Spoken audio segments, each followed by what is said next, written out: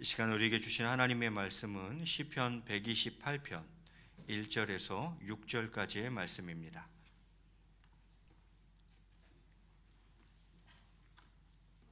시편 128편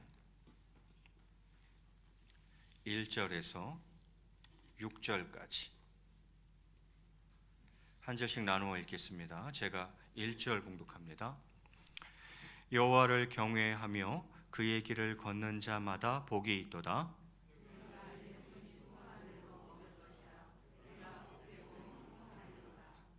내 집 안방에 있는 내 아내는 결실한 포도나무 같으며 내 식탁에 둘러 앉은 자식들은 어린 감람나무 같으리로다. 여호와께서 시온에서 네게 복을 주실지어다. 너는 평생에 예루살렘의 번영을 보며 있을지로다. 아멘.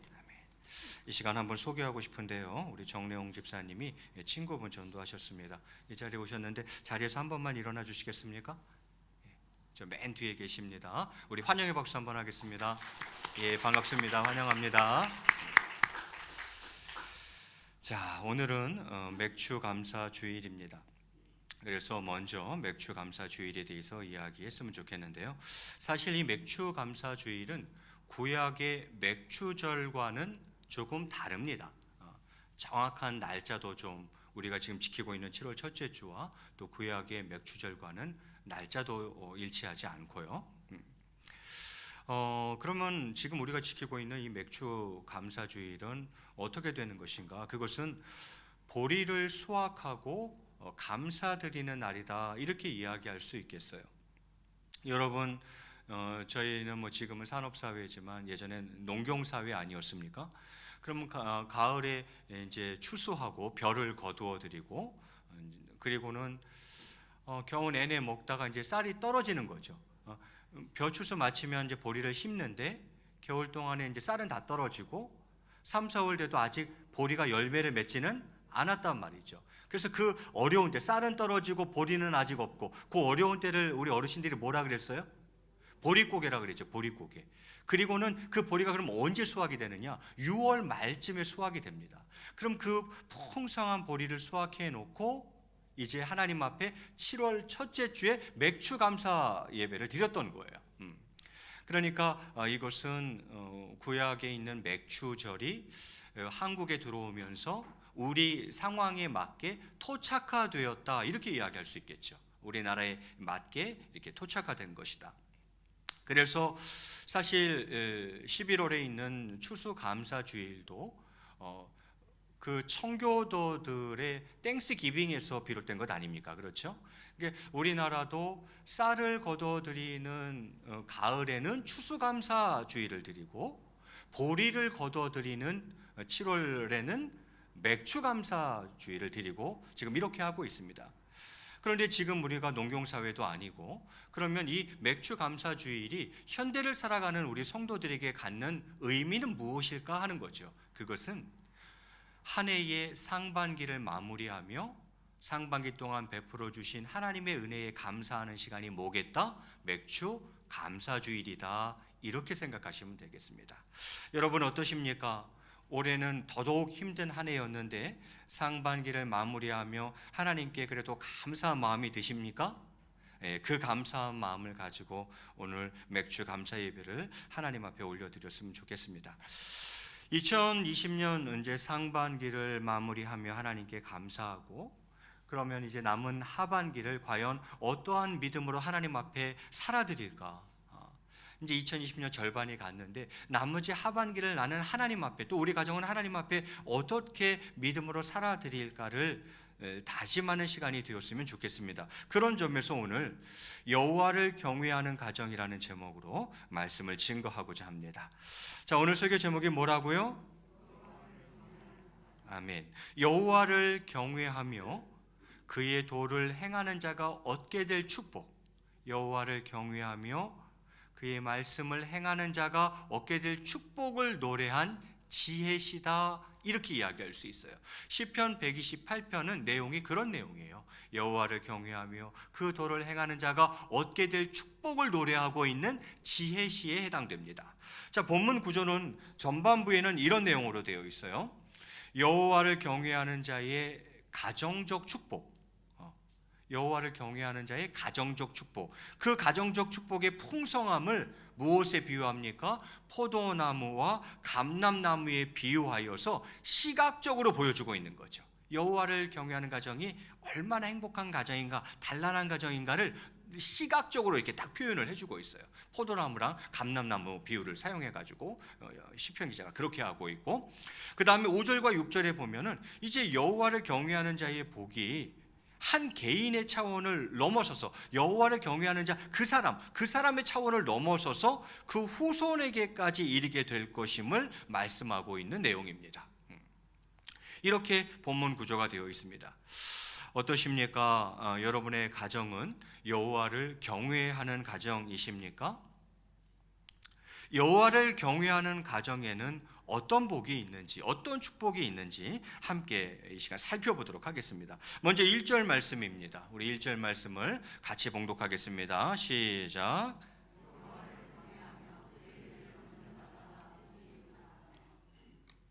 여호와를 경외하며 그의 길을 걷는 자마다 복이 있다. 마다라는 것은 무슨 말입니까? 누구든지죠. 누구든지 이 복을 누릴 수 있다는 거예요. 어떤 사람이면 여호와를 경외하며 그의 길을 걷는 자마다, 그렇게만 하면 모두가 이 복을 누릴 수 있다, 이렇게 이야기하는 거죠. 먼저 그러면 여호와를 경외한다는 것은 무엇을 말하는 것입니까? 경외하다 할 때 경자는 공경하다, 존경하다 할 때 그때 경자를 씁니다. 그럼 외자는 무슨 외자겠어요? 경외하다 할 때 외자는 무슨 외자를 쓰겠어요? 두려워할 외자를 씁니다. 두려워할 외. 그럼 하나님을 경외한다는 것은 무엇입니까? 하나님을 존경하고 하나님을 공경하고 그러면서도 하나님을 뭐 할 줄 아는 거예요? 두려워할 줄 아는 거죠. 이 경외라는 단어는 히브리어로 야레라는 단어인데 그 뜻 역시 두려워하다라는 뜻입니다. 그런데 여기서의 두려움이라는 것은 부정적 의미의 두려움이 아니죠. 긍정적 의미의 두려움을 말하는 거예요. 존경하고 공경하면서 그러면서도 그분을 두려워할 줄 아는 마음, 이게 경외심인 거죠. 오늘 성경은 그렇게 이야기합니다. 여호와를 경외하는 자마다 복이 있도다. 또 한 가지는 무엇입니까? 여호와를 경외하며 그의 길을 걷는 자마다, 그의 길을 걷는 자마다, 이전 성경에는 그의 도를 행하는 자마다 이렇게 되어 있죠. 그의 길이나 길도자니까 그 도나 다 뭘 말하는 거예요? 말씀을 말하는 거예요. 여호와를 경외하며 그의 말씀을 행하는 자마다, 그런 뜻이죠. 여호와를 경외하며 그의 말씀을 행하는 자마다 뭐가 있도다? 복이 있도다, 이렇게 이야기를 합니다. 참 쉽죠? 뭐 어려운 거 있었어요 지금? 하나도 없어요. 의외로 단순해요. 복 있는 사람, 복 있는 가정 되기를 원하십니까? 이것만 하시면 돼요. 여호와를 경외하고 그의 말씀을 행하는 자가 되는 것입니다. 그러면 누구만? 아니요. 그렇게 하는 자는 누구든지 모두가 복을 받게 될 것이다. 하나님 이렇게 약속하고 있는 거죠. 자, 그러면 구체적으로 그 복이 어떤 복들인가 하나하나 살펴보겠습니다. 먼저 첫 번째 복은 2절에 기록되어 있네요. 우리 2절 말씀 한번 같이 읽겠습니다. 시작.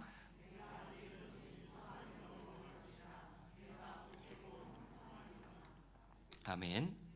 2절에 보면 두 가지 복이 약속되어 있네요. 첫 번째는 네가 네 손이 수고한 대로 먹을 것이라. 또 하나의 복은 네가 복되고 형통하리로다, 이렇게 되어 있네요. 자, 그 앞에 복 먼저 네가 네 손이 수고한 대로 먹을 것이다. 그건 무슨 말입니까? 정당한 노동의 대가를 얻게 되리라는 것입니다. 수고한 만큼 정당한 대가를 얻게 될 것이다. 에이 목사님 그게 무슨 복이에요? 아니요. 여러분 힘써도 결과를 얻지 못하는 경우가 사실은 허다하기 때문입니다. 여러분 요즘 열심히 안 살아가는 사람들이 있어요? 아주 농땡이 치는 사람 외에는 모두가 열심히 살아가고 있어요. 그럼 그렇게 열심히 산 만큼 정당한 노동의 대가, 수고의 대가를 얻고들 살아가고 있습니까? 아니요. 한 달, 두 달 열심히 하고도 지금까지 봉급을 못 받는 사람들도 많이 있어요. 수고한 거에 비해서는 너무 얻는 것이 없는 사람들 정말 많습니다. 그래서 이게 복이 된다는 것입니다. 시편 128편을 지금 보고 있는데요. 시편 127편 성경에 있는 분들만 한번 보세요. 127편 2절에 그래서 이렇게 기록해 놓고 있잖아요. 상반절을 제가 봉독해 올리겠습니다. 너희가 일찍이 일어나고 늦게 누우며 수고의 떡을 먹음이 헛되도다. 그럴 수 있다는 거예요. 일찍이 일어납니다. 뭐 해 뜨면 일어나는 거예요. 해 뜨기 전에 막 일어나는 거예요. 별 있을 때까지 늦게까지 일을 하는 거예요. 그런데도 제대로 얻지 못하는 경우가 많다는 거예요. 수고는 하는데 떡을 먹지 못하는 경우들도 많다는 거예요. 그런데 오늘 뭐라고 이야기합니까? 여호와를 경외하며 그의 말씀을 행하는 자는 반드시 정당한 노동, 수고의 대가를 얻으며 살아가게 될 것이다. 이 약속을 해주고 있는 것이고, 두 번째는 뭐라 그랬습니까? 내가 복되고 형통하리로다. 또 이렇게 약속해주고 있습니다.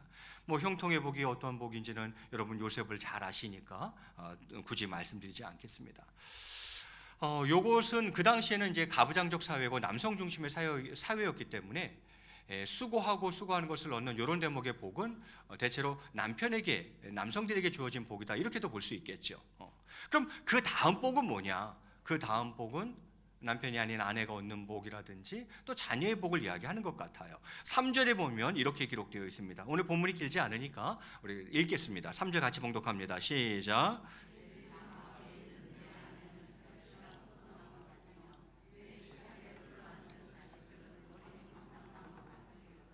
아멘. 아내의 복과 자식의 복을 이야기하는 것 아니겠습니까? 네 집 안방에 있는 네 아내는 결실한 포도나무 같으며, 이렇게 되어 있어요. 네 집 안방에 있는 내 아내, 맞죠? 아내는 안방에 있죠. 그리고 TV 앞이 아내의 자리죠, 대체로. 그래서 성경은 벌써 그걸 다 알고 있었어요. 네 집 안방에 있는 네 아내는, 이렇게 되어 있죠. 뭐 같다고요? 결실한 포도나무 같다, 이렇게 되어 있어요. 여러분 포도 보셨나요? 포도 보면은 이렇게 포도 한 송이 보면 거기 알라리가 얼마나 많이 들어있어요, 그죠? 그게 한 송이 안에 있고 알라리가 몇 개 정도 들어가 있을까요? 혹시 씌어보신 분 계세요? 그거 궁금하지 않으셨어요? 대체로 50개 정도는 들어가 있어요. 요만큼 달린 거에 알알이 탱글탱글 그 알이 엄청 많이 들어가 있어요. 그래서 포도는 다산을 의미합니다. 다산을 의미하죠. 뭐 이스라엘에 있어서 포도가 얼마나 귀한 나무인지 다 아시죠? 거기는 포도주가 그들의 음료였으니까, 물과 같은 것이었으니까, 잔치 때 포도주 없으면 그거 잔치 아니었으니까, 가나안 땅에 들어가서 정탐하고 올 때에 뭘 어깨에다 짊어지고 왔어요? 포도송이를 꿰가지고 왔죠. 그만큼 이스라엘에게 있어서 포도는 굉장히 중요한 나무예요. 그런데 오늘 어떤 축복을 약속해주고 있습니까? 네 집 안방에 있는 네 아내가 뭐 같을 것이다? 결실한 포도나무 같을 것이다. 그 말은 많은 자녀를 낳고, 그 당시에는 다산이 축복이었어요. 많은 자녀를 낳는 것 자체가 복이었어요. 그죠? 그래서 네 아내는 많은 자녀를 낳고 또 그 자녀들을 잘 기르는, 정말 탱글탱글하게 잘 기르는 그런 아내의 모습을 지금 비유하고 있는 거예요. 결실한 포도나무로. 또 자식의 복을 이야기합니다. 하반절에 내 식탁에 둘러앉은 자식들은 어린 감람나무 같으리로다, 또 이렇게 이야기해요. 식탁이 있고 자식들이 거기 삥 둘러 앉아 있는 거예요. 그 모양새가 마치 감람나무에서 어린 가지들이 이렇게 쭉쭉 이렇게 솟아 올라오는 것 같은 그런 형상을 시각적으로 지금 보여주고 있죠. 감람나무는 뭘 말하는 것입니까? 올리브를 말하는 거예요. 제가 굉장히 좋아해요. 스파게티 먹을 때 꼭 먹는 그 올리브 아시죠? 요만한 거. 파란 것도 있고 까만 것도 있고, 그죠? 그게 감람나무예요. 감람나무도 얼마나 귀한 식물인지 여러분 아실 거예요. 기름 짜는 것도 저 감람류로 다 짜는 거죠. 또 제사할 때도 감람류 쓰고, 또 응급 약품으로도 사용되고, 이스라엘의 주요 작물 중에 하나예요. 자, 그런데 어떻게 이야기합니까? 네 식탁에 둘러앉은 자식은 어린 감람나무 같으리로다 이렇게 되어 있어요. 어린 감람나무라는 것은 오래된 감람나무로부터 뻗어나온 새로운 줄기를 말하는 것이죠. 그래서 그 어린 감람나무는 신선함, 생명력, 빠른 성장력을 상징합니다. 여러분, 이스라엘에서는 지금도 감람나무는 죽지 않는 나무라고 합니다. 그렇게 얘기를 해요. 왜 그래요? 그 감람나무에서 쳐내면 또 가지가 올라오고 쳐내면 또 가지가 올라오고 계속 올라옵니다. 그래서 이스라엘 사람들은 지금도 감람나무를 죽지 않는 나무다 이렇게 이야기를 해요. 그래서 오늘 말씀은 그런 거죠. 여호와를 경외하는 자의 가정은 마치 자녀들이 어린 감람나무와 같을 것이라는 거예요. 그 자녀로 인해 번성할 것을 약속해주고 있는 것이죠. 그렇습니다.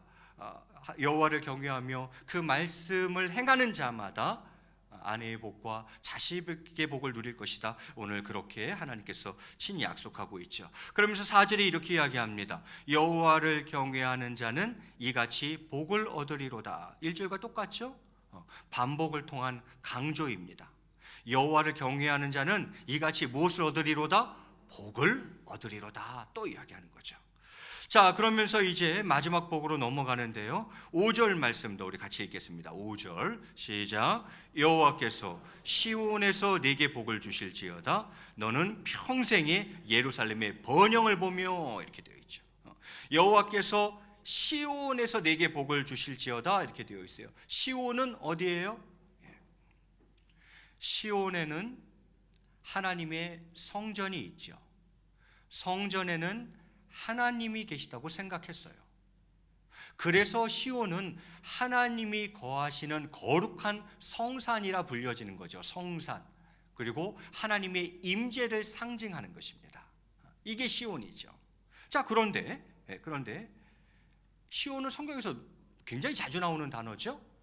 그 의미는 본문에 따라서 조금씩 차이는 있지만 오늘 본문에 의거하면 시온에는 성전이 있고 성전에는 하나님이 계시다고 생각했으니까 시온은 하나님의 임재를 상징하는 거죠. 하나님 계신 곳, 그런 뜻이죠. 자, 그러면 여호와께서 시온에서 네게 복을 주실지어다 이렇게 되어 있어요. 이 말은 무슨 말입니까? 시온에서 복을 주신다는 말은 복이 누구에게로부터 나온다는 거예요? 하나님께로부터 나온다는 거죠. 모든 복이 누구께로부터 나온다고요? 하나님께로부터 나온다는 거예요. 믿으시면 아멘. 만복의 근원 하나님. 모든 복의 원천, 복의 근원이 누구라는 것입니까? 하나님이라는 거예요. 모든 복은 하나님께로부터만 나오는 것입니다. 그래서 지금 시편 기자가 이야기합니다. 여호와께서 시온에서 내게 복을 주실지어다. 하나님께서 당신의 계명을 지키는 자에게, 여호와를 경외하고 그 말씀을 행하는 자에게, 즉 당신의 계명을 지키는 자에게 천대까지 은혜를 베푸시겠다고 약속하신 말씀을 기억나게 하는 대목입니다. 출애굽기 20장 6절에 보면 이렇게 기록하고 있어요. 이것이 시편 128편 오늘 본문 1절과 결국 똑같은 거 아닙니까? 시편 128편 1절에는 어떻게 되어 있죠? 여호와를 경외하며 그의 길을 행하는 자마다 복이 있을지어다, 이렇게 이야기했잖아요. 그런데 여기는 출애굽기 20장 6절은 뭐라고 되어 있어요?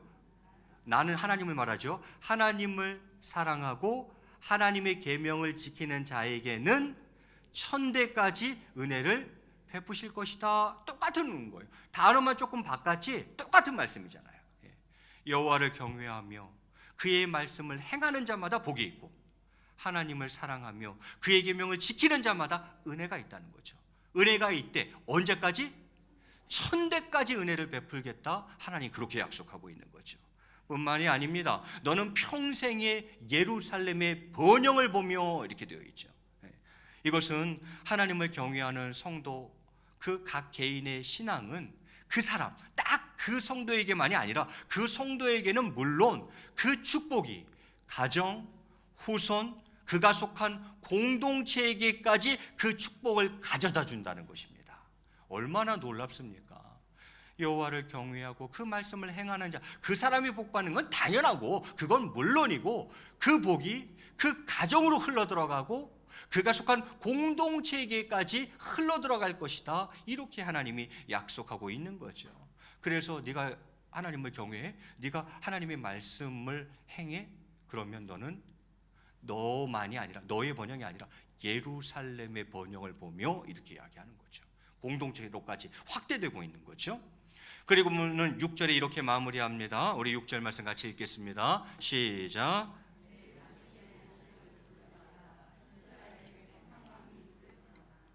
아멘.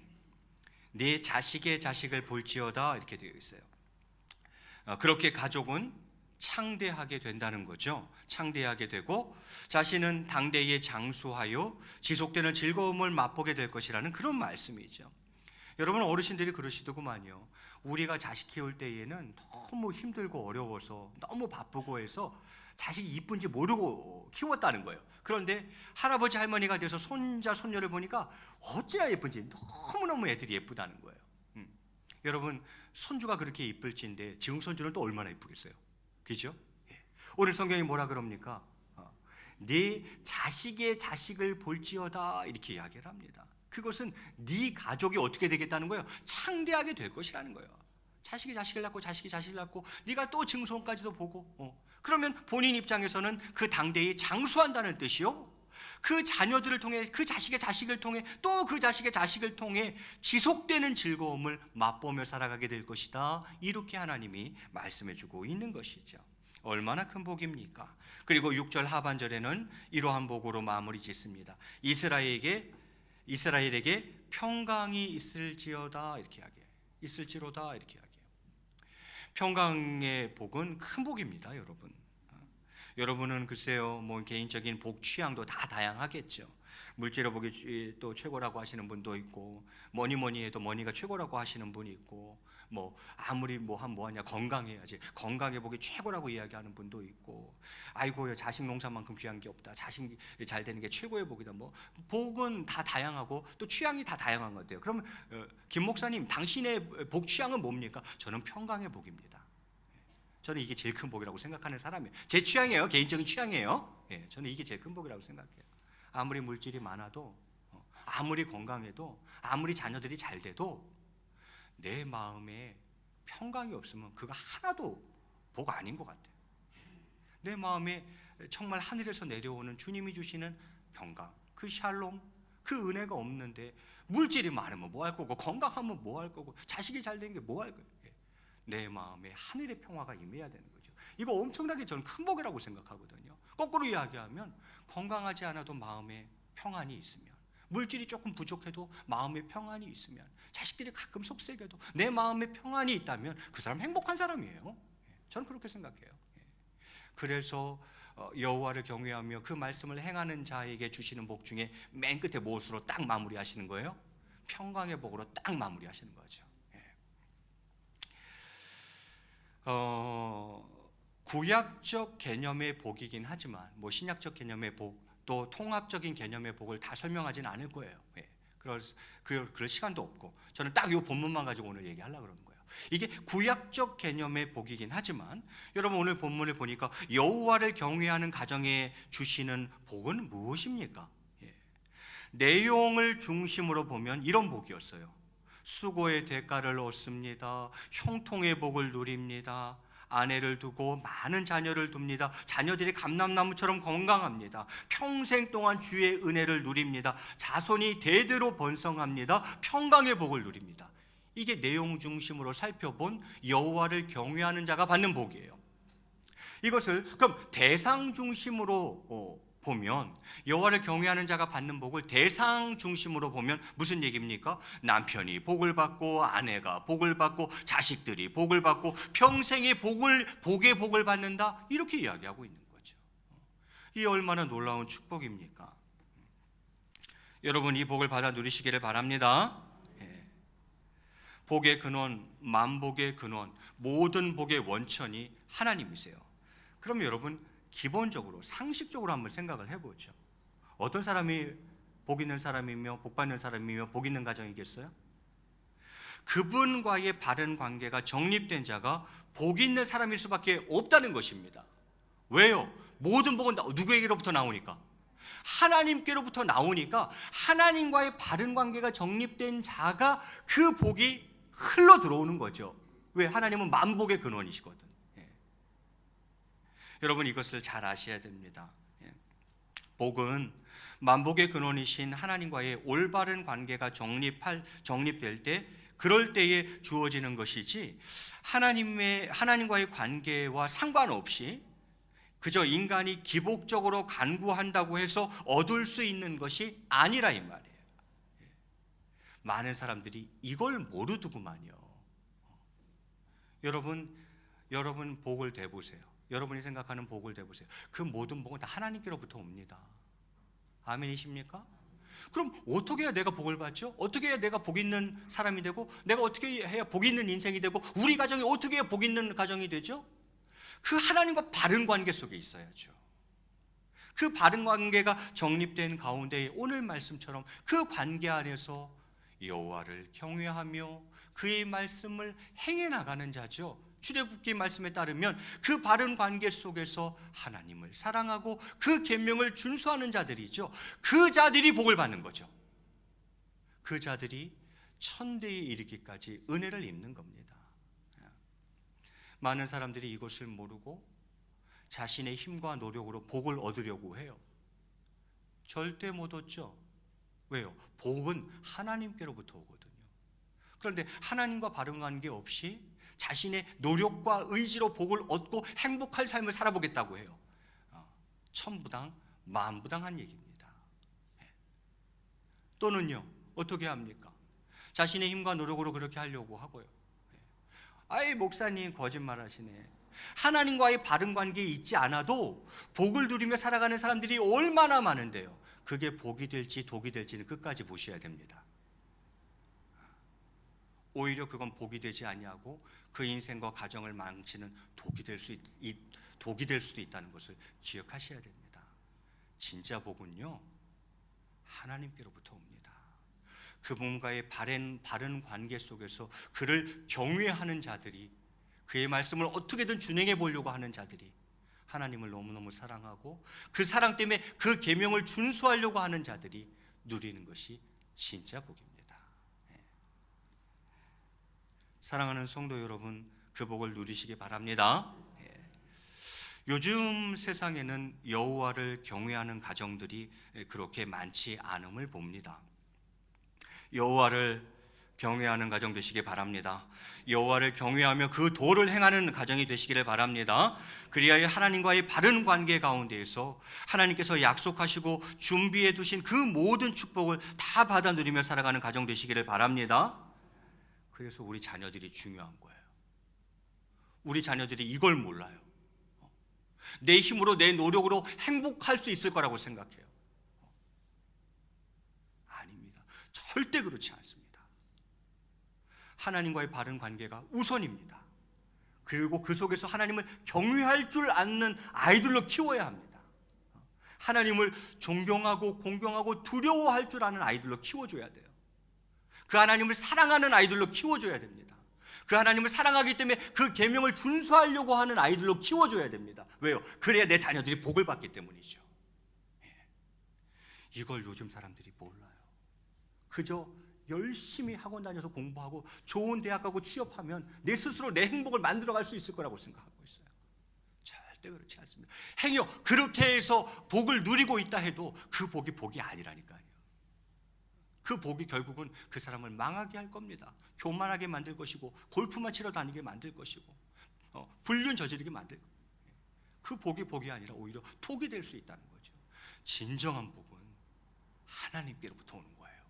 자녀들에게 이거 반드시 가르쳐야 됩니다. 그래야 우리 자녀들을 살려낼 수 있어요. 그래서 여호수아가 그런 얘기를 한 거예요. 이거 거의 외우는 말씀이죠. 여호수아 24장 15절 말씀, 우리 계속해서 한번 같이 읽겠습니다. 시작.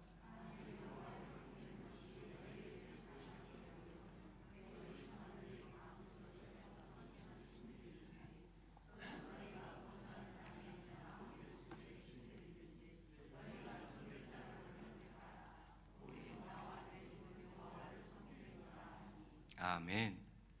여호수아가 자신의 인생을 마무리하면서 자녀들에게 또한 이스라엘 백성들에게 남긴 유언과도 같은 말씀이죠. 여호수아가 뭐라 그럽니까? 내가 평생을 살아보니까 너희들이 복받는 건 딱 한 가지다 이거죠. 그게 뭡니까? 오직 나와 내 집은 여호와를 섬기겠노라. 이거더라는 거예요. 평생을 살아보니까 남길 유언은 이것밖에 없어. 너희들 예수님 잘 믿는 가정 되어야 된다. 예수님 잘 섬기는 가정 되어야 된다. 이것밖에 해줄 말이 없다는 거예요. 여호수아가 생각해보니까 지난 인생을 돌아보고 자기가 살아온 모든 경험들을 돌아보니까 결국 자손들에게 남길 말이 이것밖에 없다는 거예요. 그래서 15절에 강력하게 얘기하는 거예요. 사실은 뭐라 그럽니까? 만일 여호와를 섬기는 것이 너희에게 좋지 않게 보이거든 너희 조상들이 강 저쪽에서 섬기던 신들이든지 즉 애굽에서 섬기던 그 신들을 섬기든지 또는 너희가 거주하는 땅에 있는 아모리 족속의 신들이든지 즉 가나안의 그 우상들 그 신들을 섬기든지 너희가 섬길 자를 오늘 택해라. 그러나 오직 나와 내 집은 누굴 섬기겠노라? 여호와를 섬기겠노라.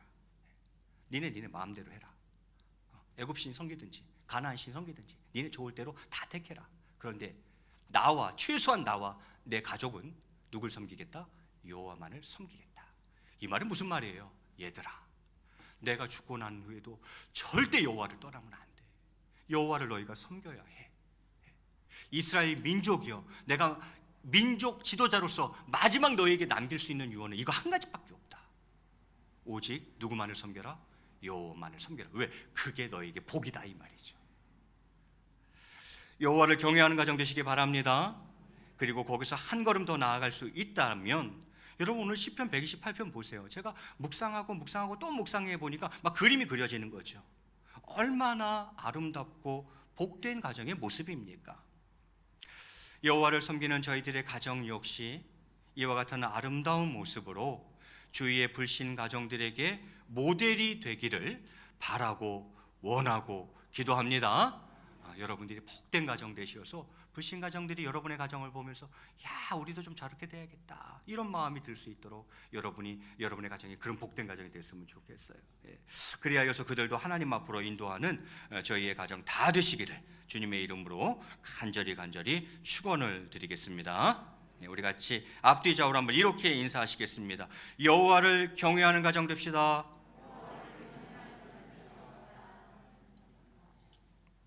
조금 약해요? 이 축복이 조금 약한 것 같아요. 그래서 준비했어요. 자, 앞뒤 좌우로 한 번만 더 인사하겠습니다. 천대의 복을 누리시기 바랍니다. 예, 흡족해 하시는 것 같아요. 그럼 우리 같이 찬양하고 기도하는 시간 갖도록 하겠습니다.